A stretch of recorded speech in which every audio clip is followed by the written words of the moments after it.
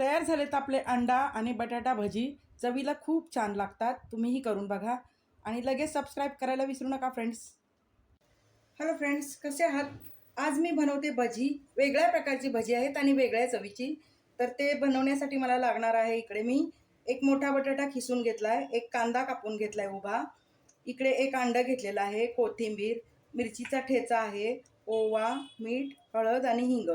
इकडे मी 2 मोठे चमचे बेसन पीठ घेतलेलं आहे आणि एक छोटा चमचा मी तांदूळाचं पीठ घेतलेलं आहे. तर आता आपण भाजी बनवायला सुरुवात करूया.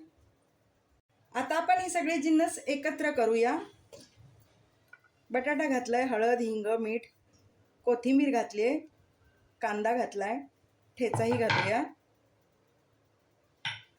आणि पीठही घालायची. दोन्ही पीठ आहेत, तांदळाचं पीठ आहे आणि बेसन पीठ आहे. आता मी एक अंडं फोडून घालणार आहे. अंड्यामुळे भजी खूप फ्लफी होतात आणि चवीला खूप छान लागतात. आता हे सगळं मिश्रण एकजीव करून घेते.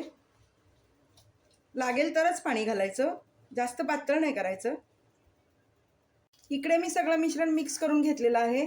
पाणी लागलेलंच नाही, कारण बटाट्याला पाणी सुटलेलं असतं आणि आपण अंडं घातलेलं आहे, त्यामध्येच हे पीठ छान मुरलेलं आहे. हे बघा, सगळं छान मिक्स झालं आहे आणि आपल्याला असंच हवं आहे. इकडे मी कढईमध्ये तेल गरम करायला ठेवलेलं आहे. तेलही छान गरम झालेलं आहे. तर आत्ता मी भजी सोडून घेते.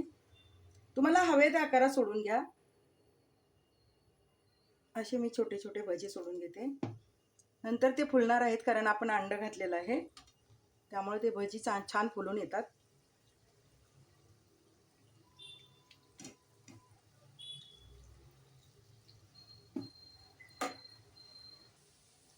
आत्ता मी उलटून घेते. हे बघा, छान शेकलेले आहेत.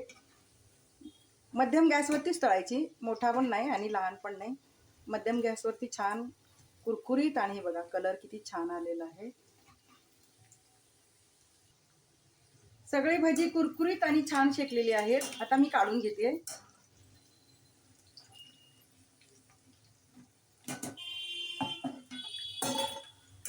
सगळे भजी मी अशीच तयार करून घेणार आहे. चवीला खूप छान लागतात. आपण बेसन भजी तर नेहमीच खातो, पण एकदा अंड्याची भजी करून बघा, चवीला खूप छान लागतात.